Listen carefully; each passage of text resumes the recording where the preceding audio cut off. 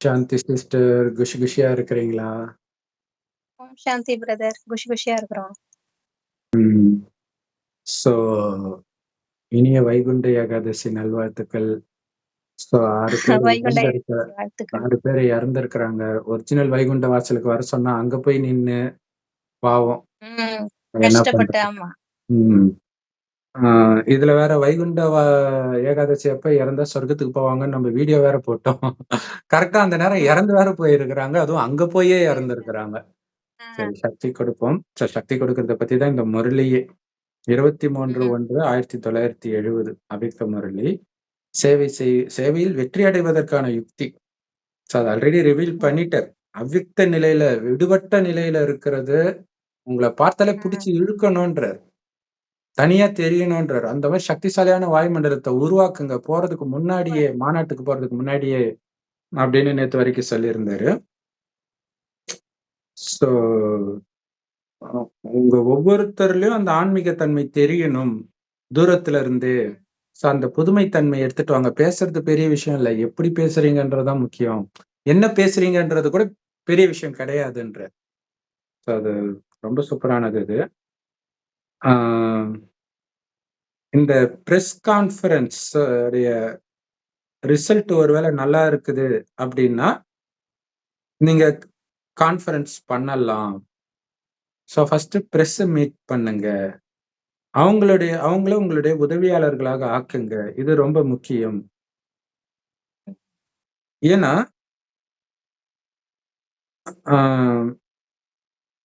தேவையான நேரத்துல அவர்களை உதவியாளர் ஆக்குறதுக்கும், தேவைக்கு முன்பே அவர்களை உதவியாளர் ஆக்குறதுக்கும் பெரிய வித்தியாசம் இருக்குதுன்றார். தேவைக்கு முன்னாடியே அவங்களை ரெடி பண்ணிடணும். அப்ப பெரும்பாலும் என்ன பண்றீங்க அப்படின்னா அந்த நேரத்தில் தான் கவனம் கொடுக்கறீங்க. உங்களுடைய புத்தி லைன் மட்டும் கிளியரா இருந்துச்சு அப்படின்னா எல்லாமே கிளியர் ஆயிடும். எப்படி உங்களுடைய எக்ஸிபிஷன்ல ஒரு சுவிட்ச் ஆன் பண்ணா பதில் கிடைக்கிற மாதிரி ஏதோ ஒண்ணு பண்ணிருக்கிறாங்க போல இருக்குது. அப்ப அதே மாதிரி எப்ப நீங்க செய்யற முயற்சியின் லைன் தெளிவாக இருக்குதோ, எந்த வீண் எண்ணம் எதுவும் இல்லாமல் இருக்குதோ, அப்ப எண்ணம்ன்ற ஸ்விட்ச ஆன் பண்ண உடனே அதுவும் உடனடியாக நடந்துடும் அப்படின்னு பாபா சொல்றார். சோ வெற்றியும் உடனடியாக நடந்துடும். அதனால முன்னாடியே பிரஸ் கான்ஃபரன்ஸ் வச்சு அதை சக்சஸ் பண்ணுங்க முதல்ல. அது சக்சஸ் ஆச்சுன்னா நீங்க மாநாடு நடத்தலான்றார். சோ அப்படின்னா என்ன அர்த்தம்? பிரஸ்ல கம்மியான பேரு பக்கத்திலே இருக்க போறாங்க. அவங்க முதல்ல உணரணும். சோ அத ஒரு ட்ரையலா எடுத்துக்கோங்க. ஆமா, அந்த வைப்ரேஷன் முதல்ல அத கொஞ்சம் கிளியர் பண்ணி அவங்களும் ப்ரிப்பேரா இருந்தாங்கன்னா கேட்கறதுக்கு ரெடியா இருப்பாங்கல்ல. வித்தியாசமான இதா இருக்கே அப்படின்னு சொல்லிட்டு. சோ அந்த மாதிரி அனுபவம் உங்களுக்கு இருந்துகிட்டே இருக்கணும். அதுக்கு என்ன பண்ணணும்? வீண் எண்ணங்களை கட்டுப்படுத்தும் சக்தி வேணும். வீண் எண்ணங்களே வரவிடக்கூடாது. ஒரு தெய்வத்துக்கிட்ட போகும் பொழுது உங்களை பற்றி எந்த வீண் எண்ணமும் அந்த தெய்வம் வைக்காதுன்னு தெரிஞ்சுதான் நிக்கிறீங்க. இவன் மோசமான, இவன் இங்க வந்தான்ட்டு அது நினைச்சதுன்னா என்ன ஆகுறது உங்க நிலைமை? கொலைக்காரன், கொள்ளைக்காரன் எல்லாரும் போவான். ஏன்னா அவனுக்கு தெரியும் என்னை ஏத்துக்கும், என்னை பற்றி எந்த நெகட்டிவ் எண்ணமும் வைக்காதுன்ட்டு. சோ அதுதான் உங்களுக்கு இப்ப தேவை. இந்த வீண் எண்ணங்கள்னாலதான் என்ன ஆகுது அப்படின்னா, பாபாவுடைய உண்மையான ஒரு இஷாரான்னு நீங்க சொன்னாலும் சரி, அல்லது தூய்மையான ஒரு பதில் எனக்கு கிடைக்குதுன்னு சொன்னாலும் சரி, அதுல கலப்படம் ஆயிடுது. நிறைய வீண் எண்ணம் இருக்கிறதுனால எது பாபாவுடைய எண்ணம், எது உங்களுடைய எண்ணம் தெரியாம போயிடுது. இது கிறிஸ்தவர்களே சொல்லுவாங்க, இயேசு எனக்கு ஆன்சர் பண்ணாரு. இதை எப்படி இயேசு சொன்னாரா இல்ல சாத்தான் சொன்னானான்னு கண்டுபிடிப்பீங்க? ரெண்டுமே எண்ணம் மாதிரி தானே வரப்போகுது அப்படின்னு அவங்களுக்குள்ளே அந்த விவாதம் இருக்குது. சோ அப்ப என்ன பண்ணணும்? வீண் எண்ணத்தை கட்டுப்படுத்தும் சக்தி உங்களுக்கு இருந்துச்சுன்னா பாபா கிட்ட இருந்து ரெஸ்பான்ஸ் கிளியரா கிடைக்கும். அதே மாதிரி உங்களுடைய புத்தி டிரான்ஸ்லேட்டா இருக்கணும். ஸோ டிரான்ஸ்லேட்ன்றது ஊடுருவி போறவன் உள்ள இருக்கிறது வெளியில தெரியணும். அந்த மாதிரி அப்ப உள்ளுக்குள்ள எந்த குப்பையும் இல்லைன்னா அது தெரியும். அப்ப உங்களுக்கு கிடைக்கிற ஒரு ரெஸ்பான்ஸும் பாபா கொடுக்கிற ரெஸ்பான்ஸும் ரொம்ப கிளியராக துல்லியமாக இருக்கும். கலப்படம் இருக்காது. ஸோ இங்க மெயினா சொல்றது அந்த வீண் எண்ணம் இருக்கக்கூடாது. அப்படி இருக்கிறவங்களால தான் இந்த அவ்வியக்த நிலையை அதிகரிக்க முடியும். அதுக்கு நீங்க தூய்மையான எண்ணங்களை பயிற்சி பண்ணிக்கிட்டே இருக்கணும். எப்படி வீண் எண்ணம் வராம இருக்குன்னா, என் மனதுடைய வேலையே எண்ணத்தை உருவாக்குறதுதான். அப்ப நீங்க தூய்மையான எண்ணத்தை உருவாக்குற பிராக்டிஸ உருவாக்க அந்த எண்ணங்களே வந்துகிட்டு இருக்கும். அப்பதான் வீண் எண்ணங்கள் வராது. சோ அப்ப உங்களுக்கு தூய்மையான எண்ணங்களும் இருக்கணும். அதே நேரத்தில் வருகிற எண்ணங்களை கட்டுப்படுத்தும் சக்தியும் இருக்கணும். ஏன்னா நேத்து சொன்னார் இல்லையா, நீங்க ஆரம்பத்துல உள்நோக்கு முகத்துல இருந்து பேச பேச வெளிநோக்கு முகத்துக்கு போயிடுறீங்க. கேட்கறவங்களும் அதே மாதிரி கேட்கும்போது நல்லா இருக்குது, அப்புறம் வெளிநோக்கு முகத்துல போயிடுறாங்க. சோ பாபா சொல்றாரு, பெரும்பான்மையானவர்களில் இந்த வீண் எண்ணன்ற புயலுடைய வேகம் அதிகமாக இருக்குதுன்ற. இப்ப எவ்வளவு கவனம் கொடுக்கணும் பாருங்க.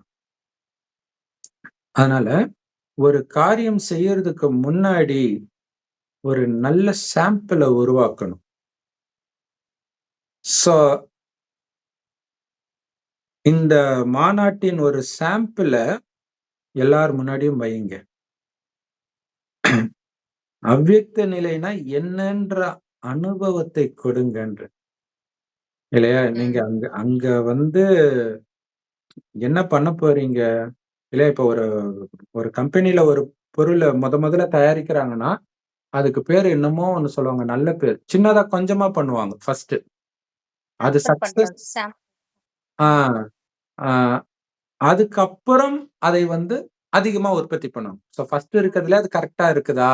ஏன்னா அதிகமா செலவு பண்ணி வீணா போகக்கூடாது இல்லையா? அதுக்கு ஒரு நல்ல பேர் வரும் சயின்டிபிக்கா. ஸோ அதை ட்ரையல் பார்ப்பாங்க ஃபர்ஸ்ட். அப்படி பார்த்துட்டு தான் இப்ப வேக்சின் ப்ரொடக்ஷன்ல இருந்து எல்லாமே அப்படிதான். ஃபர்ஸ்ட் வந்துச்சு, அது பக்காவாயிடுச்சுன்னா அதுக்கப்புறம் அதோடைய ஜெராக்ஸ் தானே போட்டுக்கிட்டே இருக்க போறாங்க. ஸோ அந்த மாதிரி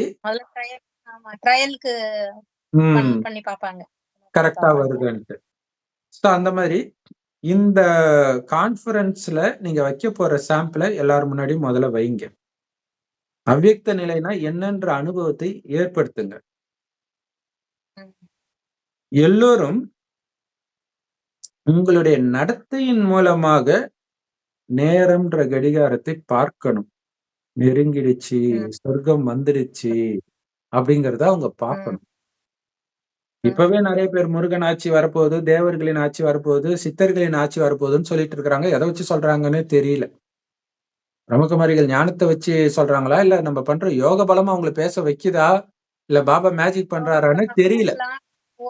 பாபா மேஜிக் பண்றாரு. உலகமும் மோசமா போயிட்டு இருக்குல்ல, எப்ப முடியும்ன்ற மாதிரி தானே வந்துகிட்டு இருக்கு. இப்ப எல்லாமே கலிபோர்னியால காட்டுத்தீ பயங்கரமா ஆயிடுச்சு, எல்லாரையுமே எவாக்குவேட் பண்றாங்கன்னு நியூஸ் வந்தது. ரொம்ப மோசமா தான் போயிட்டு இருக்கு. லாஸ் ஏஞ்சல்ஸ் வரைக்கும் வந்துருச்சு. ட்ரம்ப்பும் கெடு கொடுத்திருக்கிறாரு, 20 நாள்ல நான் வந்துருவேன். 20 நாள் கூட இல்ல, 2 வாரம் இருக்கு. ஓ சரி. அப்ப நான் வர்றதுக்குள்ள 10ஆம் தேதி ஆயிடுச்சா? சரி, நான் வர்றதுக்குள்ள ஒரு பணைய கைதி இல்லாம நீங்க ரிலீஸ் பண்ணணும்னு சொல்லியிருக்காரு ஹமாஸ் தீவிரவாதிகளுக்கு. இல்லன்னா நரகம் வெடிக்கிறத பாப்பீங்கன்ட்டு எச்சரிக்கை கொடுக்கிறாரு. அவனே ஆடி போயிட்டான். டைரக்டா அமெரிக்கா இது வரைக்கும் ஆயுதம் தான் கொடுத்தாங்க. இவரு டைரக்டா சொல்லிட்டாரு. அமெரிக்காவை எதிர்த்து என்ன பண்ண முடியும்? அப்ப அவங்க வந்து கொஞ்சம் தன்மையா பேசணும் அவங்க அப்படின்னு சொல்லிட்டு இருக்கிறாங்க. சோ அப்ப உலகழிவு வர்றதுக்கு வாய்ப்பு அதிகம். சரி, ஏன்னா நிறைய பேர் சொல்லுவாங்க, கேள்விப்பட்டிருக்கிறேன், ட்ரம்ப் தான் கடைசி அதிபர்னு இதுக்கு முன்னாடி இருக்கும்போது சொன்னாங்க. அப்புறம் போயிட்டாரு, மறுபடியும் அவர் வந்துட்டாரு. நரேந்திர மோடி தான் இந்தியாவின் கடைசி பிரதமரா இருப்பாங்க. இவரு கண்டினியூஸா இருக்கிறாரு, அவரும் போயிட்டு வந்துட்டாரு. என்ன ஆக போதோ தெரியல. சரி, அந்த நேரத்தில் நீங்க பார்க்கும்போது அந்த நேரம் வந்துடுச்சு அப்படின்னு தெரியணும்ன்ற. சோ இது வந்து இந்த ராமாயணத்துல வந்து சபரி, ஆஞ்சநேயர் எல்லோருமே அந்த ராமரை பார்க்கும் பொழுது பார்த்த உடனே பகவானே உங்களை என்னால அடையாளம் கண்டுபிடிக்க முடியலையே அப்படின்ட்டு அழுவாங்க. உங்களுக்காக தான் நான் தவம் கிடந்துட்டு இருந்தேன். எப்படா பார்ப்பேன்ட்டு. ஆனா பார்க்கும்போது என்னால அடையாளம் கண்டுபிடிக்க முடியலையே. அப்படின்னா என்ன அர்த்தம்? நமக்கு துக்கம் கொடுக்கிறவங்க தான் இதெல்லாம் பண்ணுவாங்க. அப்ப கடைசியில அந்த குணம், தன்மை, அந்த காட்சியெல்லாம் கிடைக்க ஆரம்பிக்கும். சாதாரணமா தான் நம்ம இருப்போம். அந்த காட்சி கிடைக்கும்போது அவங்க கலங்குவாங்க. நீங்க தான் அவங்கன்னு என்னால அடையாளம் கண்டுபிடிக்க முடியலையேன்ட்டு. சோ அத பார்க்கிறது ரொம்ப யூஸ்ஃபுல்லா இருக்குது. செமையா இருக்குது. அதுல பார்த்தீங்கன்னா, ஆ சுக்ரீவனுடைய மனைவிய அவனுடைய அண்ணன் கவர்ந்துடுறான் இல்லையா? மனைவி, ராஜ்யம் எல்லாத்தையுமே. சோ அப்ப ராமரும் அவருடைய மனைவியும் கவர்ந்துட்டு போயிட்டான் ராவணன். சோ உதவி கேட்டு வரும்போது ஆஞ்சநேயர் சொல்றாரு, 2 பேரும் ஒரே பிரச்சனையில தான் இருக்கிறீங்க. சோ ஒருவருக்கொருவர் உதவி பண்ணுவோன்ட்டு அக்னியை சாட்சியாக வச்சு சத்தியம் பண்ணுங்கன்னாரு. உடனே 2 பேரும் இப்படி கைய வச்சு அந்த நெருப்ப சுத்தி சத்தியம் பண்ணுவாங்க. நெருப்ப சுத்தி யார் சத்தியம் பண்ணுவா? கணவன் மனைவி தான் பண்ணுவாங்க. அப்ப இது கணவன் மனைவி உறவு தான். இல்லையா? அப்ப கடவுள் நமக்கு சத்தியம் பண்றாரு. நாம இழந்த ராஜ்யத்தை நமக்கு மீட்டுக் கொடுப்பேன். உன்னுடைய எதிரி இனி என்னுடைய எதிரின்ட்டு அவரு சொல்றாரு ராமர்.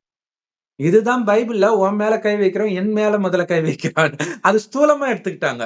ஓ! கடவுள் என் மேல கை வச்சுருவானா, கடவுள் பண்ருவார் அப்படின்னு நினைச்சுக்கிறாங்க. அப்ப காமம் வந்து உன்னுடைய எதிரி. அதை அழிக்காமல் நான் போக மாட்டேன்னு அர்த்தம். அப்ப அதே மாரி இவரும் சொல்றாரு, நானும் உங்களுக்கு துணையாக இருப்பேன்ட்டு. அப்ப ராமருடைய மனைவி தான் எல்லா ஆத்மாக்களும். அப்ப நம்முடைய ராஜ்யம், அந்த ராஜ்யத்துல சொர்க்கத்துல இருக்கிற மனைவி எல்லாத்தையும் மீட்டு கொடுக்கிறார். எப்ப நீங்க ஞானத்தை எடுத்துட்டீங்களோ, அப்பயே மீட்டாச்சு தான். அதுக்கப்புறம் முயற்சி பண்ணி நீங்க ஆரம்பத்துல வரீங்களா இல்லையான்றது அது வேற விஷயம். ஆனால் வந்த உடனே நாம பண்ண சத்தியம் என்ன? அவருடைய மனைவி எல்லாம் மீட்கிறதுக்கு நாம உதவி பண்ணணும். அது இல்லாம ஜாலியா போய் உட்கார்ந்துட்டு இருப்பாரு சுக்ரீவன். இவருக்கு ராஜ்யம் கிடைச்ச உடனே அவர் பாட்டு பொண்ணுங்கள டான்ஸ் ஆட விட்டு ஜாலியா இருப்பாரு. அப்பதான் கடுப்பாயிடுவாரு ராமரு. அதுக்கப்புறம் மன்னிப்பு கேட்டு ஓடி வருவார். சோ அப்பதான் புரியுது. ஓ! இது நம்ம சென்டர்ல நடக்கிற விஷயம் தானா இது? அப்படின்னு தெரியுது. சரி. ஆ சோ அப்ப உங்களுடைய நடத்தையை பார்க்கும்போது தெரியணும்ன்றார். இவங்க தான் அந்த ஸ்ரீ ராமச்சந்திரன், ஸ்ரீ கிருஷ்ணர் அப்படின்னு தெரியணும். சோ அப்ப காலமாக நீங்க போயிட்டு இருக்கிறீங்க. இல்லையா? காலம் ஆகிட்டாருன்னு இறந்தவங்கள சொல்லுவாங்க. ஆ சோ நீங்க நடமாடும் ஒரு கடிகாரமாக போயிட்டு இருக்கிறீங்கன்றார். உங்கள பார்த்து அவங்க நேரத்தை தெரிஞ்சுக்கணும்ன்றார். வந்துடுச்சுன்ட்டு. குல்ஜார் தாதி வந்து மதுரை மீனாட்சி கோயிலுக்கு போகும்பொழுது ஒரு ட்ரீட்மெண்ட்க்கு வரும்போது போறாங்க. அப்ப அங்க கடை போட்டுட்டு இருந்தவர் வந்து பின்னாடி இருக்கிற ஒரு பிகேவ கூப்பிட்டு, "வாங்கப்பா, யாருப்பா அந்த அம்மா? மீனாட்சி மாதிரியே இருக்கிறாங்க" அப்படின்னாங்க. எத வச்சு சொன்னாங்கன்னே தெரியல. ஏன்னா அங்க மீனாட்சி சிலை கருப்பா தானே இருக்கும். தெரியல. நான் பார்த்ததில்ல. நீங்க பார்த்திருக்கீங்களா? ஆமா, ஆமா. கருப்பா தான் இருக்கும். ஆ. காட்சி காட்டியிருப்பார் போல இருக்கு. ஆ. அப்பா தான் அப்படியே காட்சி காட்டியிருப்பாரு. ஏன்னா இவங்க வெள்ளை ட்ரெஸ் போட்டிருக்காங்க. இவங்க வெள்ள வெளேர்ன்னு இருப்பாங்க. எதை வைத்து மீனாட்சிய தெரிஞ்சிருக்கிறாங்கன்றது தெரியல. சரி. அப்ப எப்படி சாக்கார பிரம்மா பாபா காலம் நெருங்கி விட்டதை காட்டும் ஒரு கடிகாரமாக இருந்தாரோ, அதே மாதிரி உங்களுக்கு உடல் இருந்தாலும், நீங்க அவ்வியக்த ஸ்டேஜுடைய அந்த நேரத்தின் மணியை அடிக்கணும். அந்த காலத்துல மணி அடிக்கும்ல டிங் டிங்ன்ட்டு. சோ அந்த மாதிரி வந்துடுச்சு. பரிஸ்தாக்களின் உலகம் வந்துடுச்சு, ஏஞ்சல்களின் உலகம் வந்துடுச்சுன்னு உங்கள பார்க்கும்போது தெரியணுன்றார். இருக்கிறதுல பெஸ்ட்டான சர்வீஸ்னா இதான்றார். மிகச்சிறந்த சர்வீஸ். அந்த நடமாடும்போதே தெரியணுன்றார். அதுல என்னன்னா, வெளியில இருக்கிறவங்கலாம் ஏத்துக்குவாங்க. நம்ம வீட்ல இருக்கிறவங்க தான் ஏத்துக்க மாட்டாங்க. இவங்க தெரிஞ்சுக்கிட்டா எல்லாரும் தெரிஞ்சுக்கிட்டா மாதிரி. ஆ. சோ அப்ப நீங்க எல்லோருக்கும் இந்த சாக்கார உடலில் இருந்துகிட்டே அவ்வியக்த நிலைய அனுபவம் பண்ற பாடத்தை பிரத்யக்ஷமாக நடத்தணும். அப்படி ஆகி காட்டணும். இதை அனுபவம் செய்ய வைக்கிறது எப்படின்ட்டு. முடியுமா? இங்க பாருங்க அப்படின்னு காட்டணும். இல்லையா? கடவுள கேட்கறாங்க இயேசுவை. கடவுள் எப்படி இருப்பார்? என்னை கண்டவன் பிதாவை கண்டான்ட்டார். இல்ல அவருடைய அப்படியே மறு உருவமா தெரியணும்ன்ற சமமுரளி. நீங்க மணியாகி பாப்தாதாவுடைய பிராமண பரிவாரம், தெய்வீக பரிவாரத்துடைய மணியில், அன்பு மணியில் கோர்க்கப்படணும். உங்களுக்கு அந்த போதை இருக்கணும். கடவுளின் அன்பின் நூலில் கோர்க்கப்பட்ட மணி நான். இல்லையா? அன்புனால கோர்க்கப்படுது ஒவ்வொரு மணியும். அந்த ஒவ்வொரு மணியும் கோர்க்கிறது நூலு தான். அது அன்புன்ற நூல். அதனாலதான் நம்ம எல்லாம் ஒண்ணா வர்றோம். பாபா குழந்தைங்க இல்லையா? அந்த அன்புன்ற நூல்ல கோர்க்கப்பட்டிருக்கணும். அந்த போதை இருக்கணும்ன்ற. சோ மணி எங்க வைப்பாங்க?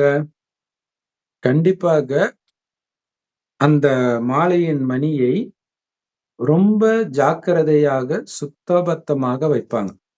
இல்லையா? ருத்ராட்ச மாலையா இருக்கட்டும், கிறிஸ்தவர்கள் ஜப மாலையா இருக்கட்டும், கண்ட இடத்துல போட மாட்டாங்க. இல்லையா? மனிதர்கள் அதை ரொம்ப கவனத்தோட, தூய்மையோட தான் அதை தொடவே செய்யறாங்க. சோ அப்படி மரியாதை கொடுக்கிற அந்த ஒப்பற்ற மணி நான் தான்னு நீங்க உணரணும். எவ்வளவு சூப்பர் இல்லையா? ஐயப்பனை 18 படிக்கட்டுக்கு மேல வச்சு போறதுக்கே எவ்வளவு தூய்மையா போறாங்க.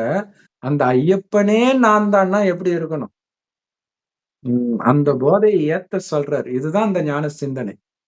அப்ப யாரோ ஒருத்தர் சேவை செய்யறதுக்கு அட்வைஸ் கேட்டிருக்கிறாங்க பாபா கிட்ட. பாபா சொல்றாரு, வார்த்தையினால் அவர்களுக்கு சேவை நடக்காது. அவங்க எப்ப உங்க பக்கம் ஈர்க்கப்படுவாங்கன்னா, எப்ப உங்களுடைய நடவடிக்கை ஒரு தாக்கத்தை ஏற்படுத்துதோ, அந்த மாற்றத்தை அவங்க பாக்குறாங்களோ, அப்பதான் ஈர்க்கப்படுவாங்க. இல்லையா? அந்த ஒவ்வொரு விஷயமும் இவங்களால மட்டும் எப்படி இருக்க முடியுது? சத்தியுகத்துல இருந்து தப்பிச்சு ஓடி வந்துட்டாங்களா இவங்க? அப்படி தோணணும். ஏன்னா ராமரை அந்த மாதிரி சொல்லுவாங்களாம். இவரு கிருதாயுகத்தை சார்ந்தவர் மாதிரி இருக்கிறாரே அப்படின்னு சொல்லுவாங்கன்ட்டு துஷ்யந்த் ஸ்ரீதர் சொல்லியிருப்பாரு. அப்ப அந்த குணத்தில் அப்படி இருக்கணும். அப்பதான் அவங்க ஈர்க்கப்படுவாங்க. இந்த உலகத்துல நல்லவனுக்கே காலம் கிடையாது, நல்லதுக்கே காலம் கிடையாதுன்றது மக்கள் மனதுல ஆழமா பதிவாயிடுச்சு. அப்ப உங்களை பார்க்கும்போது அந்த நம்பிக்கையே மாறணும். அந்த மாதிரி நீங்க நடந்து காட்டணும். சிலருக்கு அகங்காரம் இருக்குது. சோ அந்த வார்த்தையின் அகங்காரம் உங்களுடைய வார்த்தையோட முரண்படலாம். இல்லையா? உங்களுடைய பேச்சே அகங்காரமா பேசுறது இப்ப ரொம்ப அதிகம். பாபா அப்பவே சொல்லி இருக்கிறாரு. 1970லயே அப்பெல்லாம் கொஞ்சம் அன்பா பேசிட்டு இருந்திருப்பாங்க கண்டிப்பா. அப்பவே சொல்றாருன்னா, இப்ப தொட்டாலே அகங்காரம் தான். அப்ப உங்களுடைய வார்த்தையில அவங்க முரண்படலாம். ஆனா உங்களுடைய வாழ்க்கையோட அவங்க முரண்பட முடியாது. இல்லையா? உங்களை கோபப்படுத்தி பாக்குறதுக்குன்னே வருவாங்க. காமத்தை தூண்டி பாக்குறதுக்குன்னே வருவாங்க. ஆனா கொஞ்சம் கூட ஆடாத அசையாதவராக நீங்க இருந்துட்டா உங்களால என்ன பண்ண முடியும்? இல்லையா? அதுதான் முக்கியமான விஷயம். அகோரி கலையரசன் அகோரின்னு சொன்னதுக்கு அவ்வளவு எதிர்ப்பு தெரிவிச்சாலும் எல்லோரும் ஆச்சரியப்பட்டோம்னா அவரை கூப்பிட்டு வச்சு ட்ரோல் பண்ணுவாங்க. கூப்பிட்டு வச்சு அவரை கேட்கிற கேள்வி அவ்வளவு நக்கலா இருக்கும். ஆனா கொஞ்சம் கூட கோபம் அடையாம பணிவா சீரியஸா பதில் சொல்வார். அது எல்லாரையும் ஆச்சரியப்பட வச்சது. எப்படி அவரால் அது முடியுதுன்ட்டு. மத்தவங்களா இருந்தா போடா நான் பேட்டியே கொடுக்க மாட்டேன்ட்டு போயிடுவாங்க. அன்னபூர்ணி 2 நாள்ல போயிட்டாங்க. ஃபர்ஸ்ட் நாள் கூப்பிட்டு பேட்டி கொடுத்தாங்க அந்த பிரச்சனையப்ப. 2வது நாள் சாரி நான் வரலன்ட்டாங்க. ஆனா இவரு தாக்கு பிடிச்சு இவரா போறாரு. இப்பவும் போறாரு. பெரிய விஷயம் இல்ல. இப்ப ஒரு அஞ்ஞானி ஆத்மாக்கே அது இருக்குதுன்னா நமக்கு எப்படி இருக்க முடியுது. கரெக்ட். அப்ப குருசார் தாதி அந்த கோயிலுக்கு போகும்போது இந்த கோயில்ல இருக்க சிலை நான் தான், இந்த அம்மன் நான் தான் அப்படிங்கிற ஒரு நினைவு அந்த ஸ்திதியில போகும்போது மத்தவங்களுக்கு அப்படி ஒரு காட்சி கிடைக்குது. இன்னொன்னு எல்லாத்துல இருந்தும் விடுபட்டு இருக்கிறாங்களா குல்ஜார் தாதி இந்த டான்ஸ் ப்ரோக்ராம் எல்லாம் வைப்பாங்க பிரம்மகுமாரி சென்டர்ல நிறைய. அவங்க அதை பார்க்கவே மாட்டாங்க. அதுல ஒரு பெரிய கவனமே கொடுக்க மாட்டாங்க. அவங்க பாட்டுக்கு அவங்க பயிற்சியிலேயே தான் இருப்பாங்க. அதான் முக்கியமான விஷயம். இங்க ஆடுற மாதிரி ஆடணும். ஆனா உங்களுடைய கவனம் நாராயணன் ஆகணும்ன்றதுல மட்டும்தான் இருக்கணும். அதான் சூப்பர் இல்லையா? வார்த்தையில முரண்படலாம், வாழ்க்கையில முரண்பட முடியாதே. அதான் இயேசு சொல்றாரு. இயேசுவை டக்குன்னு ஒருத்தன் அறைஞ்சிடுவான். அப்ப அவரு, நான் உனக்கு கெட்டது செஞ்சிருந்தா நீ எனக்கு கெட்டது செய்யலாம். நான் உனக்கு நல்லதை செய்தபோது நீ ஏன் எனக்கு கெட்டதை செய்தாய்? அப்படின்னு பொறுமையா கேட்பார். அடுத்தது, என் வாழ்க்கையில் உன்னால ஒரு குற்றம் கண்டுபிடிக்க முடியுமா? அப்படின்னு கேட்பார். எவ்வளவு தூய்மையா இருந்தா அந்த வார்த்தையை கேட்க முடியும். எவ்வளவு பெரிய விஷயம் இல்லையா? சரி. அதனாலதான் அவரை கடவுளுக்கு ஈக்குவலா வைக்கிறாங்க. மற்ற யாரையுமே அப்படி வைக்கல. அதனால அந்த உங்களுடைய குணத்தையே மாத்துறீங்க பாருங்க. அந்த அவ்யக்த நிலையில நான் அந்த விலை மதிப்பற்ற ரத்தினம்ன்ற ஞாபகத்திலே இருக்கணும். அதுக்காக தான் பாபா எல்லாருக்கும் பேரெல்லாம் அந்த மாதிரி வச்சது. ரத்தன் மோகினி, அந்த ரத்தினம் அப்படின்ட்டு. குல்ஜார் தாதி கூட வேற ஒரு பேர் கூட வச்சாரு. டக்குன்னு ஞாபகம் இல்ல. வேற ஏதோ ஒரு பேர் கூட இருக்குது அவங்களுக்கு. குல்ஜாரு கூட அது மாதிரி ஏதோ ஒரு அர்த்தம் இருக்கும்னு நினைக்கிறேன். வைரமோ ஏதோ நினைக்கிறேன். பேரு தான் அந்த குல்சாங்கிறது. அதுக்கு முன்னாடி அவங்க பேரு வேற பேரு, அவங்க பேர் வேற. கரெக்ட். பாபா வச்ச பேரு தான். கரெக்ட். அப்ப இந்த ஆயுதத்தை கொண்டுதான் மக்களுக்கு நீங்க புரிய வைக்கணும். இல்ல, அதுக்கு முன்னாடியே அவர் தயார்படுத்திட்டு வர்றாரு. பணிவு முக்கியம்னு சொல்லிட்டு வந்தாரு. இப்ப விலகி இருக்கிறது முக்கியம்னாரு. இப்ப இந்த அவ்யக்த நிலை முக்கியன்ற. இந்த ஆயுதத்தை வச்சுத்தான் நீங்க புரிய வைக்க முடியும். அதனால வாயு மண்டலத்தை அப்படியே தூய்மையாக சக்திசாலியா ஆக்கிக்கிட்டே இருக்கணும் நீங்க. இல்லையா? அவங்களுடைய வாயு மண்டலம் எப்படி வேணாலும் இருக்கும். அவங்க லட்சக்கணக்குல வருவாங்க அல்லது ஆயிரக்கணக்குல வருவாங்க. நீங்க என்ன ஒரு 4, 5 பேர் இல்ல ஒரு 10, 15 பேர் போவீங்க. அந்த 1000 பேருடைய வாயு மண்டலத்தை இந்த 10, 15 பேர் மாத்தணும்னா அது எவ்வளவு சக்தி இருக்கணும் இல்லையா? அப்ப நீங்க எல்லா சென்டர்ல இருக்கக்கூடிய வாயு மண்டலத்தையும் பயங்கரமான காந்தம் மாதிரி மாத்தணும்ன்ற. அங்க யாராவது வந்தாங்கன்னா சூக்ஷ்ம வதனத்தை தான் பார்க்கணும்ன்ற. எப்படி சொல்றாரு பாருங்க.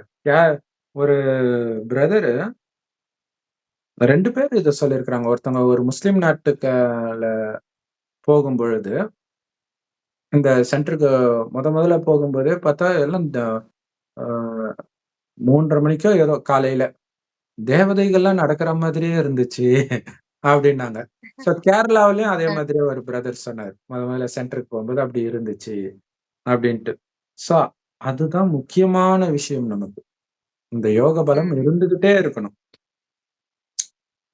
அப்ப ஒரு வீட்டுக்கு நடுவுல வெளிச்சம் இருந்துச்சுன்னா, அந்த வீட்டுல எல்லா இடத்துலயுமே அந்த வெளிச்சம் அனுபவம் ஆகும்.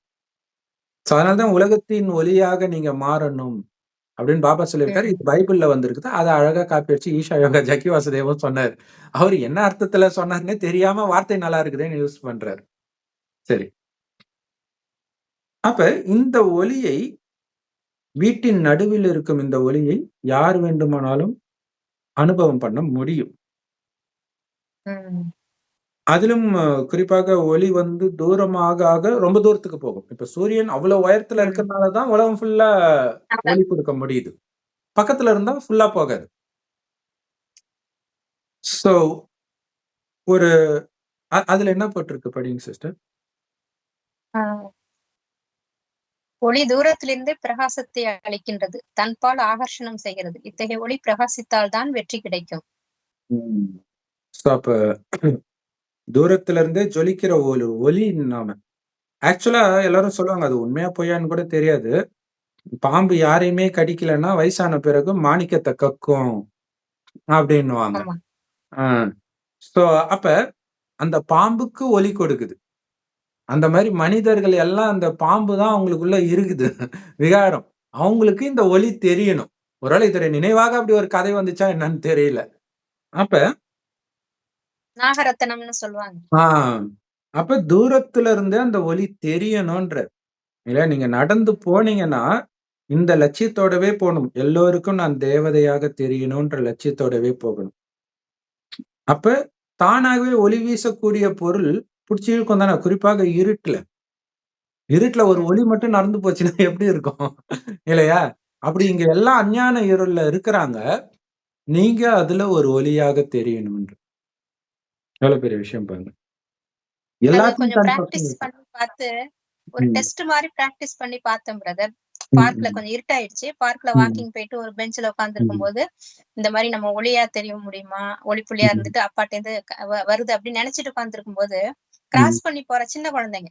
ஒரு 2, ம், 3 வயசு குழந்தைங்க அப்படியே சைக்கிள் ஓட்டிட்டு, நடந்துட்டு, விளையாடிட்டு அப்படி எட்டி பார்த்துட்டு போறாங்க. ம், பெரியவங்களுக்கு கூட அவ்வளவா தெரியல. குழந்தைகளுக்கு ம், தெரியுது. அப்ப நினைச்சேன், ம். சரி அப்போ குழந்தைகளுக்கு ஏதோ தெரியுது போல இருக்கு அப்படின்ட்டு. கண்டிப்பா. சரி So, நம்ம டெஸ்ட் பண்ணி தான் பார்ப்போமே. அவ்வியத்த நேத்தெல்லாம் ம், படிச்சோமே. அவ்வியத்த correct. உண்டாக்கணும் அப்படின்னு சொல்லிட்டு, அத நம்ம கண்டிப்பா. பார்ப்போம் அப்படின்னு நேத்து ஈவினிங் பண்ணி ம், பார்க்கும்போது தெரியுது பிரதர். குழந்தைங்களுக்கு ம். தெரியுது. கண்டிப்பா. நடமாடும் ஒளியாகவே இருக்கணும்ன்றாரு.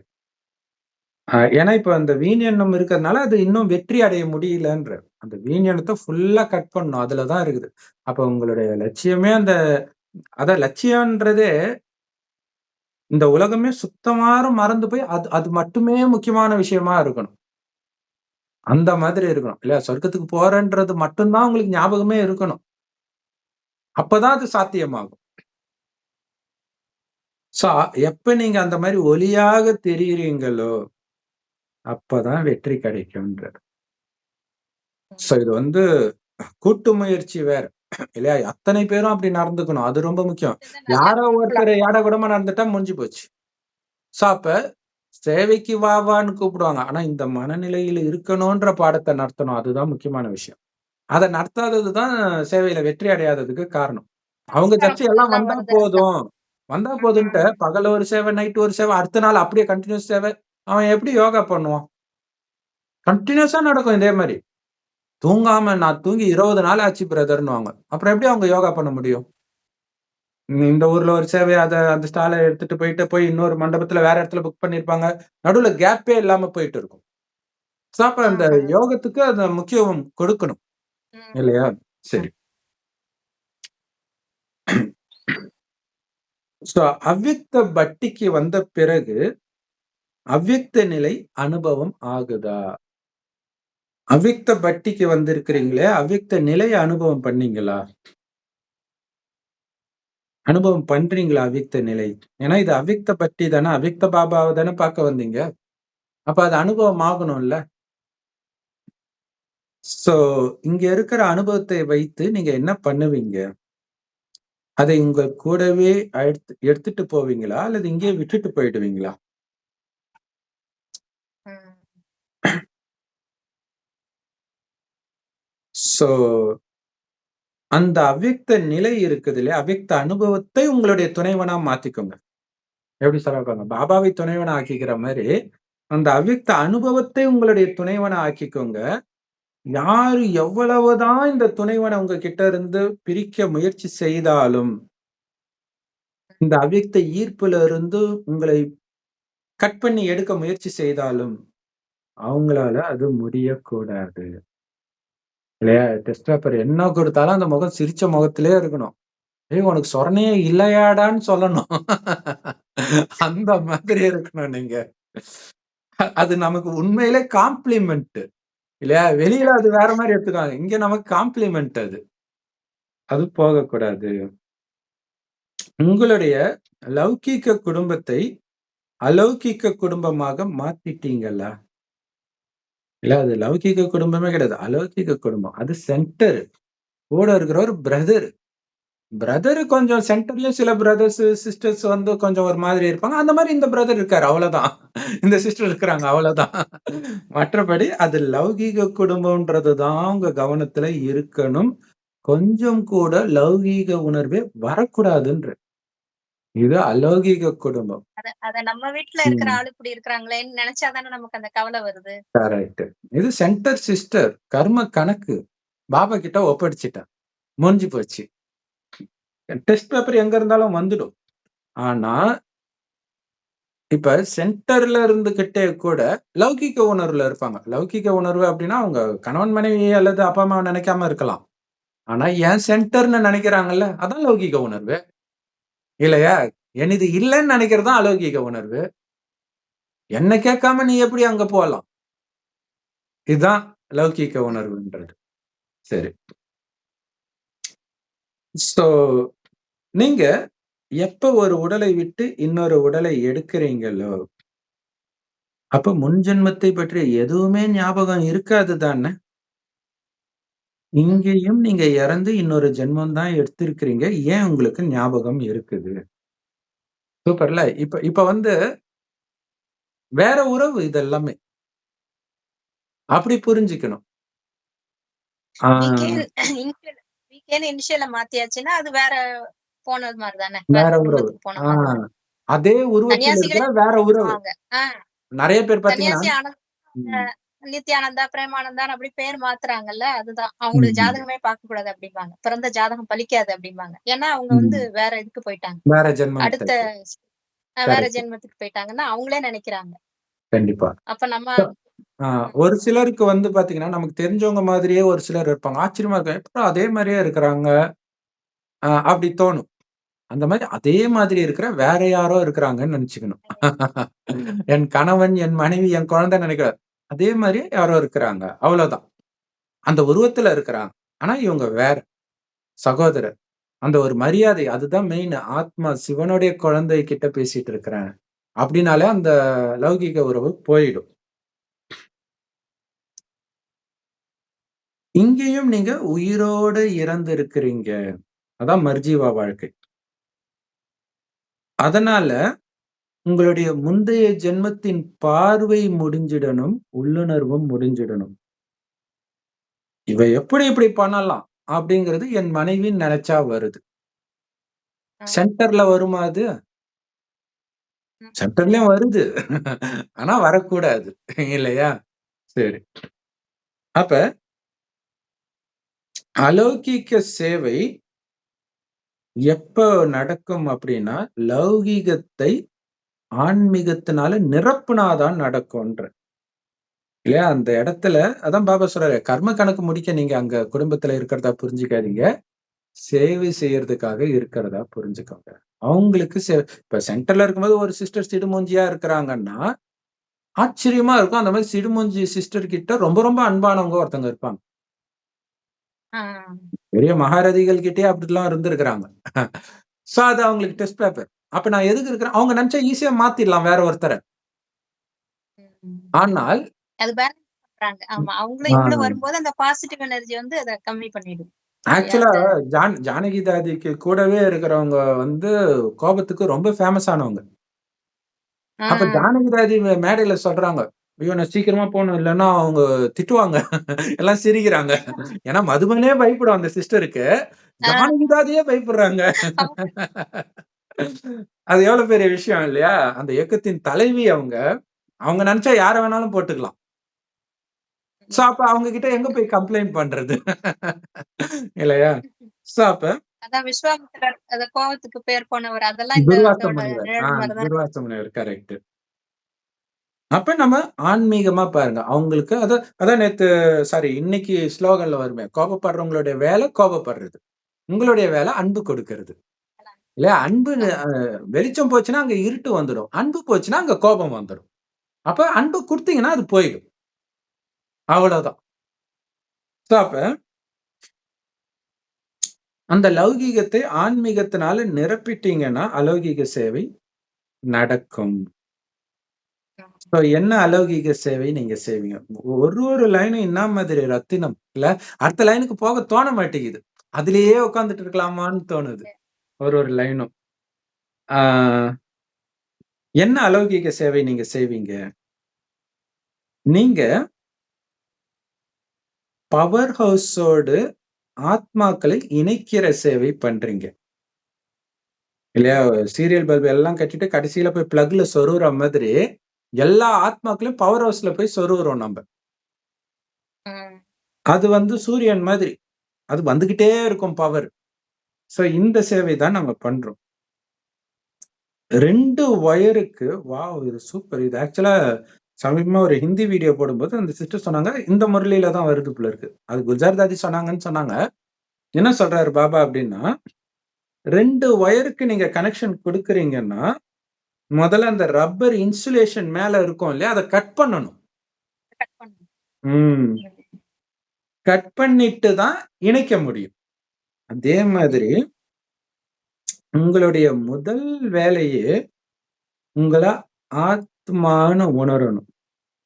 அதாவது உடல்ன்ற அந்த ரப்பர கட் பண்ணி கடாசிடணும். அது முக்கியமான விஷயம். உடலின் உணர்வுல இருந்து விடுபடணும். பிறகு மற்றவர்களையும் உடல் உணர்வுல இருந்து விடுபட வைக்கணும். சோ அப்ப நம்ம உடல் உணர்வுல இருந்து விடுபட்டால் தான் பாபாவோட நம்ம புத்தி இணையும். ஏன்னா அவரும் ஆத்மா தான். அவர் கவர் இல்லாம தான் இருக்கிறாரு. நம்ம தான் உடம்புன்ற கவர் போட்டுட்டு இருக்கிறோம். இந்த கவரை நீக்கினா தான் அவரோட இணையும். அதனால தான் துல்லியமா இப்படி நினைச்சா தான் சக்தி வரும்னு சொல்றாரு. அதான் முக்கியமான விஷயம். இயலாத பட்சத்தில் நீங்க நினைச்சுக்கோங்கன்றார். ஏன்னா எதுவும் நினைக்காம இருக்கிறதுக்கு அது பெஸ்ட்ன்றார். அதுவும் இன்னைக்கு முரளியில தான் சொல்றாரு. மேலோட்டமான நினைவு வந்து நீங்க ஆழமா நினைக்கணும். ஃபுல்லா ஆத்மான்னு உணர்ந்து பரமாத்மா நினைக்கணும். புள்ளியா நினைக்கணும். அதான் பெஸ்ட். பட் மேலோட்டமா நினைக்கிறீங்கன்னா, நினைக்காம இருக்கிறதுக்கு அது பெஸ்ட். அது பெட்டர்ன்றார். சோ அப்ப பாருங்க. அப்ப உடல் உணர்வை முற்றிலும் விட்டு ஒளியாகவே இருந்து அவங்க கிட்ட பேசணும் இன்னைக்கு. அப்பதான் அந்த ஆத்மா டக்குன்ட்டு அந்த உடல் உணர்வை விட்டு வரும். இது பத்த வைக்கிறது தானே. தீபம் ஏத்துறது தானே. ஒரு தீபம் இன்னொரு தீபத்த அப்படியே ஏத்த வச்சுக்கிட்டே இருக்குது. இங்க முக்கியமான சப்ஜெக்ட்டுகள் எத்தனை இருக்குது? என்னென்ன? 4 முக்கியமான சப்ஜெக்ட். ஞானம், யோகம், தாரணை, சேவை. அதுல ரொம்ப ரொம்ப முக்கியமான சப்ஜெக்ட் என்ன? அப்படின்னு கேட்கிறேன். நீங்க இங்க இருந்து அது என்ன போட்டிருக்கு சிஸ்டர் அங்க? இங்கிருந்தே அக அமைதியின் ஸ்டாக்கை அதிகரித்து வருகிறீர்களா? ஆசீர்வாதம் எப்படி கிடைக்கிறது என்பது தெரியுமா? எவ்வளவுக்கு எவ்வளவு ஆத்ம அபிமானியாகி வருகிறீர்களோ அவ்வளவுக்கு அவ்வளவு நீங்கள் விரும்பாவிட்டாலும் கிடைத்து வரும். இங்கு ஸ்தூலத்தில் எவருக்கும் ஆசீர்வாதம் அளிப்பதில்லை. இங்கு தானாகவே கிடைக்கிறது. அதுதான் அந்த யோகம். அதுதான் முக்கியங்கிறாங்க. ஆத்ம அபிமானியா இருக்குது. ஆத்மா அபிமானி ஆயிட்டா விரும்பினாலும் விரும்பாவிட்டாலும் நமக்கு தானாவே கிடைச்சிருங்கிறாரு. நம்ம கேட்கணும்னு அவசியமே இல்லை. கண்டிப்பா.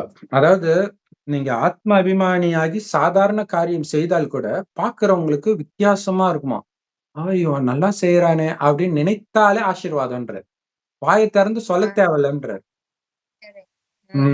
அப்ப ஒரு தெய்வீகமாகவே நடந்து போகும்போது அந்த கடைக்காரர் கேட்டாரு. அதுவே ஒரு ஆசீர்வாதம் தான். அந்த மகாலட்சுமியே பாக்குற மாதிரி இருக்குதேன்னு நினைக்கிறது ஆசீர்வாதம் தான். காமாட்சியே பாக்குற மாதிரி இருக்குதுன்றது ஆசீர்வாதம் தான். அப்ப சோ முக்கியமான பாடம் வந்து இங்க யோகம் தான். சோ எல்லாமே முக்கியம் தான். பட் யோகம் ரொம்ப ரொம்ப முக்கியமானது. ஏன்னா யோகத்தின் மூலமா தான் அமைதி கிடைக்கும். சோ அமைதியை சேர்த்துட்டீங்களா? ஏன்னா அந்த யோகத்தின் மூலமா தான் நீங்க கொடுக்க போறீங்க. நீங்க நிரப்பிக்கிட்டா தானே கொடுக்க முடியும். சோ எப்படி ஆசீர்வாதத்தை அடையிறது? முழுக்க முழுக்க ஆத்ம உணர்வுல இருந்தீங்கன்னா கேட்காமலே ஆசீர்வாதம் கிடைக்கும். ஏன்னா உங்களுடைய ஒவ்வொரு செயலையும் அந்த ஆத்ம உணர்வு இருக்கணும்ன்றார். அந்த ஒரு நொடியில அது தென்படணும். உங்களுடைய பார்வையில, வார்த்தையில அது ஆசீர்வாதத்தை பெற்று தரும்ன்றார். நீங்க வந்து ஸ்தூலமா அடையிறது கிடையாது. போய் யார் கால்லயும் நீங்க விழறது கிடையாது. அல்லது அவங்க வந்து நீ நல்லா இருந்து சிலர் சொல்லுவாங்க. பட் இருந்தாலும் சூக்ஷ்மமாவே அது கிடைச்சிடுதுன்றார். ஆத்ம உணர்வுலே இருக்கும் பொழுது. தானாகவே கிடைக்குது.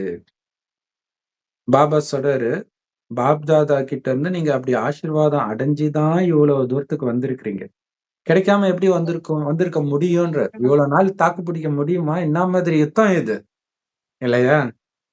சோ பாப்தாதா ஒரு வினாடியும் குழந்தைங்களுக்கு ஆசீர்வாதம் கொடுத்துக்கிட்டே இருக்கிறாரு. இதுதான் அவருடைய வேலையே. நேத்து முரளியில இன்னைக்கு முரளியில தான் முக்கியமா இது வந்திருக்கும் வரதானத்துல. கொடுத்துக்கிட்டே இருக்கிறார். அதான் அவருடைய வேலையை. அமிர்த வேலையில இருந்து அமிர்த வேலையில நீங்க சும்மா உட்கார்ந்தா போதும், அப்படியே ஆசீர்வாதம் நிரம்புதுன்றார். கொடுத்துக்கிட்டே இருக்கிறான்றார். சோ இது இதோடைய நினைவாக பக்தி மார்க்கத்துல இப்பயே நம்ம பாக்குறோம். ஈஷா யோகால சொல்றாரு, அந்த லிங்கத்து முன்னாடி போய் நீங்க உட்கார்ந்தாலே போதும், அப்படியே தியானம் வந்துடும்ன்றார். அது பாவனையில வருது. பட் ஆனா இங்க இங்க வீண் எண்ணம் மட்டும் இல்லாம இருங்கன்றார். வீண் எண்ணம்ன்றது மூடிடுறீங்கன்றார் அந்த பாத்திரத்தை. வீண் எண்ணம்ன்ற மூடியை திறந்து விட்டீங்கன்னா ஆசீர்வாதம் நிரம்புன்ற. அது வந்து முழு நாளும் உங்களுடைய உள்ளுணர்வே மாத்திடும்ன்ற. அதான் பாபா என்ன பண்ணிட்டு இருக்காருன்னா இதான் பண்ணிட்டு இருக்காரு. அதனாலதான் இப்ப வைகுண்ட ஏகாதசி வீடியோ போடும்போது கூட விஷ்ணு பெரியவரா பிரம்மா பெரியவரான்னு ஒரு போட்டி வர்றதா சொல்றாங்கல்ல. சிவன் வந்து அடிமுடியை பார்க்கணும் அப்படின்றது. சோ அது ஒரு பக்கம் இருக்கட்டும். அதுல வந்து கடைசியில சிவன் தான் பெரியவர்னு இருக்கும். ஆனா ஒரிஜினல் கேள்வி என்னன்னா, இவங்க 2 பேருக்குள்ள யார் பெரியவங்கன்னு தான். சிவன் பெரியவர் அது ஓகே. இவங்க 2 பேருக்குள்ள யார் பெரியவங்க அப்படின்னு பாத்தீங்கன்னா, புராண கதைகள்ல அரக்கர்கள் ஒண்ணு சிவனை நோக்கி தவம் பண்ணுவாங்க, இல்ல பிரம்மாவை நோக்கி தவம் பண்ணுவாங்க. விஷ்ணுவை நோக்கி தவம் பண்ண மாட்டாங்க. அப்ப வரத்தை இந்த 2 பேர் தான் கொடுக்கறாங்க. அதுலயும் அதிகமா பிரம்மா தான் கொடுப்பாரு. அதுதான் பிரம்மா 24 மணி நேரமும் பண்ணிட்டு இருக்கிறார். அதைத்தான் நம்மையும் பண்ண சொல்ற. அப்ப பாருங்களா, மேல இருந்து அப்படியே சிவபாபா கிட்ட இருந்து பிரம்மா பாபா கிட்ட வருது சக்தி. அப்படியே ஒவ்வொரு குழந்தையா கொடுத்துக்கிட்டே இருக்கிறார். அந்த ஒவ்வொரு குழந்தையும் மற்ற எல்லாருக்கும் கொடுத்துக்கிட்டே இருக்கணும். இது எப்படி பின்னப்பட்டு இருக்குது பாருங்க. கொடுத்துக்கிட்டே இருக்கு. இப்படி நாம இந்த வாயுமண்டலத்தை நிரப்புறதான் இல்லையா 2 to 5 நிரப்பிடுறோம். 5 மணிக்கு பக்தர்கள் எழுந்தோன்னா அப்படியே பிரபஞ்ச சக்தி வருது, ஈத்தர் வருது, அது வருது, இது நம்ம உருவாக்குறது தான் அங்க அவங்களுக்கு ஃபீல் ஆகுது. ஏற்கனவே உருவாக்கி வைக்கிறது. சரி. சோ ஒரு வினாடி விடாமல் ஆசீர்வாதத்தை கொடுத்துக்கிட்டே இருக்க. ஒரு சினிமா பாட்டு, எம்ஜிஆர் பாட்டு வருமே, கொடுத்ததெல்லாம் கொடுத்தார், ஒருத்தருக்காக கொடுத்தார், ஊருக்காக கொடுத்தார். சோ அதுதான் பிரம்ம பாபா பண்ணார். அதனாலதான் ஒரு எல்லாரையாலையும் ஆதி தகப்பன், ஆதி தாயின்னு ஏத்துக்கப்படுறாரு எல்லா மதத்தினராலும். அப்ப அவங்க சொல்றாங்க பாருங்க, முஸ்லிம் சொல்றாங்க பாருங்க, ஏய் ஆதாம் நபியே முஸ்லிம்டா. அப்ப எங்களுடையவருன்ட்டு அவங்க உணர்றாங்க பாருங்க அவங்களும். ஏன்னா அவங்களுக்கும் அவருடைய சக்தி போகுது. அதனாலதான் அவங்க சொல்றாங்க. அப்ப ஒவ்வொருத்தரும் என்னுடையவர்னு உணரணும்ன்றார். நேத்து முரளியில தானே சொல்லியிருப்பாரு. ஏன் உங்களுக்கு முஸ்லிம்னு தெரியுது? ஆத்மாவை தானே பார்க்க சொன்ன. ஏன் நீங்க முஸ்லிம்னு பாத்தீங்க? இப்ப உடம்ப பாக்குறீங்கன்ற இல்லையா? அது ஆத்மா. பாலஸ்தீன்ல துடிச்சிட்டு இருக்கிற ஆத்மா என்னோட ஆத்மா, என்னோட குழந்தை, இல்ல சகோதர ஆத்மா. சோ அப்ப அந்த கருணையோட அந்த சக்தியை கொடுத்துக்கிட்டே இருக்கணும். அப்படித்தான் பிரம்மா கொடுத்துக்கிட்டே இருக்கிற. சோ அந்த மேஜிக்ல தான் யாரோ ஒருத்தவங்க சொல்லி நிமித்தமா போவாங்க, டக்குன்னு ஆயிடுவாங்க. ஆனா மேல இருந்து எல்லாத்தையும் பண்ணிட்டு அவரு கிரெடிட் எல்லாம் குழந்தைங்களுக்கு இப்ப கொடுத்துக்கிட்டு இருக்கிறார். இதுதான் ஆச்சரியம் அங்க. பாபா இப்ப எப்படி பண்ணாரோ அப்ப இப்ப பாப்தாதா இவர் பண்ணிட்டு இருக்காரு. கண்டிப்பா. சோ யாரு வந்து இந்த ஆசீர்வாதத்தை எல்லாம் தனக்குள்ள நிரப்பிக்கிறாங்களோ அவங்க அனாதியாக அந்த ஆசீர்வாதத்தை தனக்குள்ள வச்சுக்கிறாங்க. 5000 வருஷத்துக்கு அது வருது, நிரம்புது. நல்லது. நாமரி முரளி செம. ஆக்சுவலா இன்னைக்கு சாக்கார முரளியோட சம்பந்தப்பட்ட மாதிரியே வருது இது. சாக்கார முரளியும் இது வருது வரதானத்துல. Okay sister. ஓம் சாந்தி. Thank you sister. தேங்க்யூ எல்லாருக்கும்.